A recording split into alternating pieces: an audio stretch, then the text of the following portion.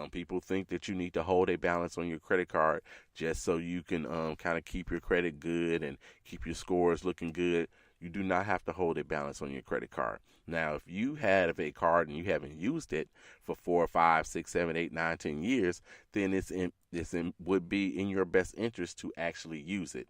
One, so they don't close your card for inactivity. You don't want that to happen. That's going to throw off your credit utilization if that happens. So you want to make sure that you use it so it's not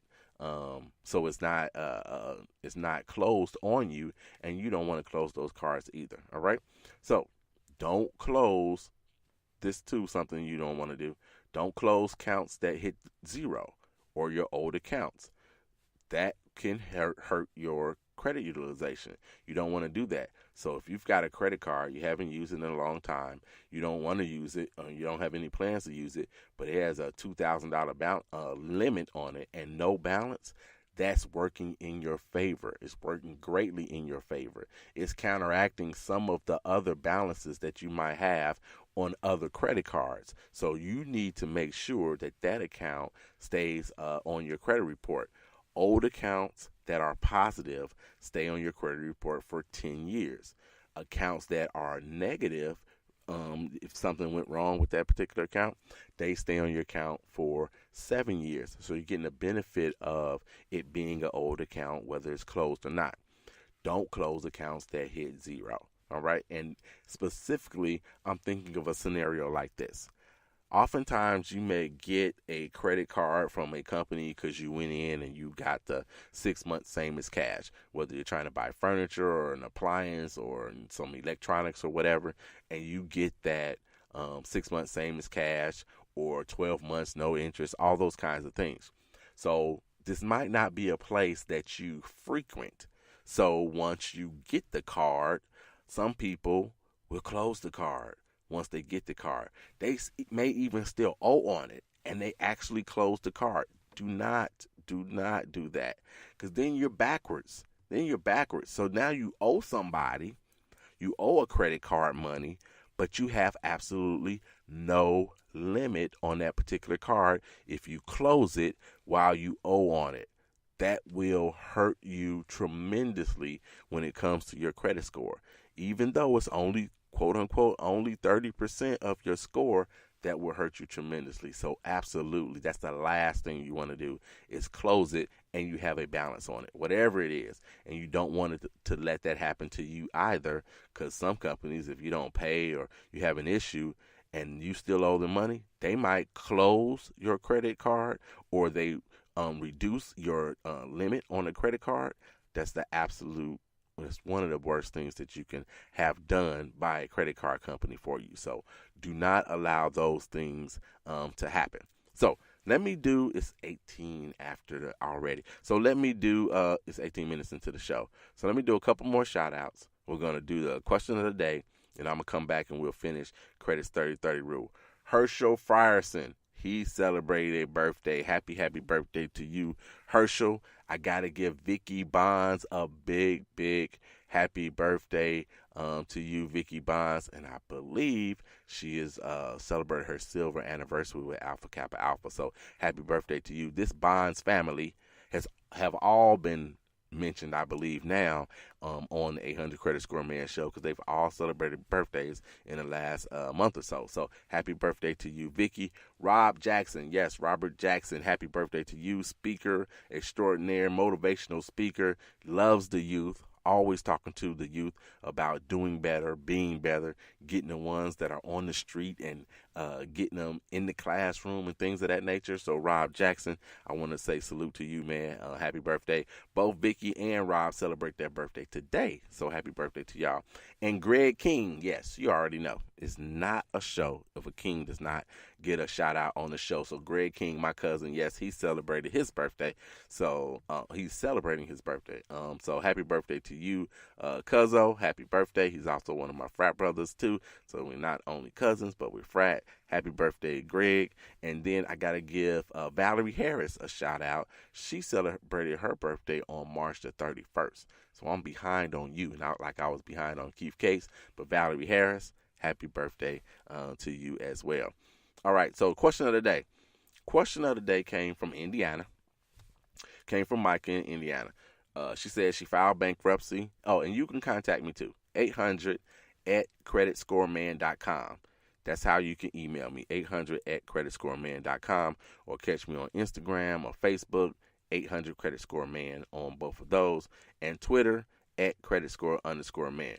Definitely contact me if you have any questions at all when it comes to your credit. So Micah from Indiana, she says that she filed bankruptcy. She filed a Chapter 13, and she was saying that she took a double hit, if you will, on her credit, because the things that she placed into the bankruptcy are showing separately on her credit report.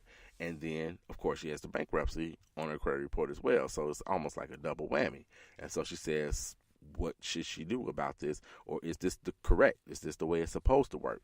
All right. So first, thank you very much, Michael, for contacting me. I appreciate you so much. I really do. And so first thing, let's talk about, she filed a Chapter 13. And there are two different types for individuals, 13 and Chapter 7. Chapter 7 is where everything goes. Everything, absolutely any and everybody you owe, it all gets swept up into bankruptcy. If you happen to own a home, then your home is gone. I mean, you give up, your home. Cars, whatever it is that you have, you give it up. That's a Chapter 7. A Chapter 13 is more like a restructure. So when you restructure this, that you get to pick and choose. I'm going to keep this. I'm not going to keep that. I'm going to keep this, and I'm going to put this particular thing into the bankruptcy, and you can pick and choose. So you say you have two cars. You can say, hey, this one car, I own it. I'm going to put that car in the bankruptcy. This other car, I own it too, but I'm going to continue to make payments on this particular car. I can do that with my home. I want to keep my home, so I'm going to make payments on that. That's what you can do in the Chapter 13. So those are the difference between the two. And Micah happened to file a Chapter 13, but the bad accounts, if you will, the accounts that she placed into bankruptcy are still showing. Here's what you should do. If that's the case, and it's been, some time, it should be showing up that way. First of all, contact the credit bureau. Contact the credit bureau and tell them that's what's showing up on your credit report, because it's absolutely hurting. This particular account should be in the bankruptcy. This particular account was absolutely in the bankruptcy, and let them hash it out. Those accounts should be in the bankruptcy, and you shouldn't be getting a double whammy, if you will, off of points, because they're both showing on there. So make sure you contact the credit bureau. I've done this before. It was the quickest that anything ever was removed from a credit report. It was done in 24 hours, probably even less than that. It was on a Friday when I submitted this particular dispute for one of my clients. And once we submitted that dispute saying, hey, this not supposed to be here anymore, it came off within 24 hours. Never seen a turnaround like that. Maybe that's a bankruptcy thing. I don't know, but you should definitely contact the credit bureau. Then the follow-up question was, so do I do so online, or do I do this via mail? Because she had heard some things about the differences between the two. And so in this particular instance, she should definitely do it via mail. And why? Because there are several of them. With a dispute, you've got to do one for each one of them. If you're going to do it online, you've got to do the disputes. You might have an option in a couple of places to do 2 or 3 at a time. But for the most part, if you're only going to just do one, then that's good for online. But if you have several, you might as well write the one letter and send it off to the credit bureau and list the accounts, all of the accounts that you want. There's even a guide for you, at least with TransUnion. There's a guide for you. You can go to transunion.com and you can print out their dispute form, and it'll tell you what you need, count number, the date, or whatever it is that they need from you. It'll tell you what you need. You just go ahead and plug whatever it is in, and then you can send it back to TransUnion, and you got to do it in regular mail. So those are some of the things that you can do. But for Micah, yes, you should go ahead and file a dispute regarding these showing up basically twice on your credit bureau. Once in the bankruptcy, and then once the original account, and send it off to the credit bureau, especially since you have, more than 1 or 2 particular accounts that are showing up. Do that, And if that gets removed from your credit report, of which it should, then you'll most likely see your credit score go up. So, Micah, thank you so very much. You are officially a part of the 800 Credit Score Man Show family. Please, please, you guys contact me. Contact me with your questions. I already have my question from, I don't know if we're going to do it next week or if we're going to do it the week after that. Next week is going to be the quiz over 5 pillars of credit. I'm not sure if we're going to use that question, but I already have it in mind. I'm not sure we're going to do a question at all next week, but I already have it in mind. So this, have you ever heard of churning? Have you ever heard of credit card churning? If you have not heard of that, that's what we're going to tackle in the question of the day, either next week or the week after that. So if you need to look it up, you want to, it's called credit card churning, CHURN. I think it's just one N, ING. So you guys check that out if you like. But we're going to talk about it and discuss it in the question of the day a couple weeks from now or next week. All right, so let's jump back into credit's 30-30 rule. So you already know now, the lower the better when it comes to your credit utilization. So, the opposite way, if you're talking about your credit score, the lower the better is not correct. It's the higher the better when it comes to your credit score. But for your credit utilization, the lower the better for sure. You know that you shouldn't close any accounts that are, having zeros or old accounts. You should just go ahead and leave them alone. And I do not want you to close accounts while you have a balance, right? So if you have a balance, it's the absolute worst thing for one of the worst things you could do if you already have a balance. So example, if you have a balance somewhere on a card and you decide to close the card for whatever reason, you got into it, you don't like them, or what, you think that they're cheating you or whatever, and you decide to close the card under the mistaken guidance of maybe your interest stops or something. That's what I've heard before, that people think. That's the wrong thing. That's the wrong answer too. It's not going to stop. Interest is not going to stop. So don't close the card and you have a balance. It's counterproductive for you, especially within this particular pillar of credit utilization. So, for example, if you have a card and a $500 balance on this particular card, and you don't, and say you had $1,000 limit, so that credit utilization is 50%. You owe $500, you have $1,000 limit. Now, if you were to go ahead and close the card, you still owe $500, but then you have no limit.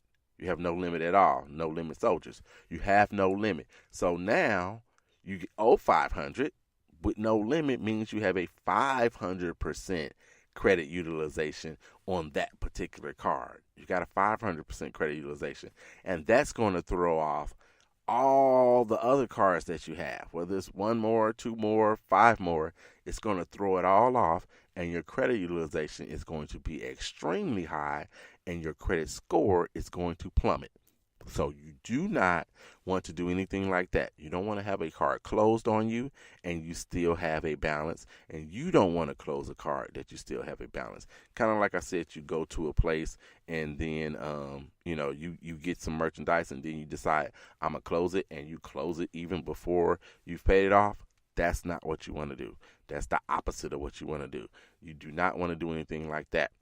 So speaking of those kinds of places and whatnot, here's something that you also should not do.